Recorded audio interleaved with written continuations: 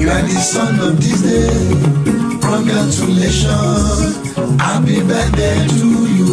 Mo kí Kábíyèsí, His Royal Majesty, Ọba Professor Adéyẹmí, Ọba Lanlege. Kábíyèsí jẹ́ nìkan tó jẹ́ pé wọ́n fẹ́ràn ìlú gidi gan ni. Àìmọye ìgbà tí a bá jọ ń sọ̀rọ̀ ọ̀rọ̀ bí ìlú Ọ̀tà àbí bí àwọn ilẹ̀ Yorùbá lápapọ̀ bí ó ṣe ní ìlọsíwájú ni àjọ máa ń sọ. Inú mi dùn lénìí, mo kí wọn pé wọ́n kú oríire o. Àṣeyìí ṣàmọ́dún. Wọ́n tí wọ́n ṣe tọdún yìí ní ọlá Ọlọ́run, ní ọlá àwọn tó tẹ ilẹ̀ Yorùbá dó. Àwọn náà ni wọ́n ṣe tẹ̀mí ìtayà tọmọ. Wọ́n gbó bí olúgbógbó ṣe gbó.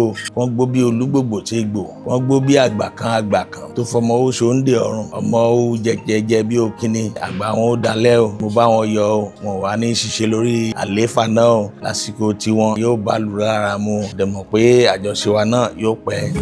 You are the son of this day. Congratulations. Happy birthday to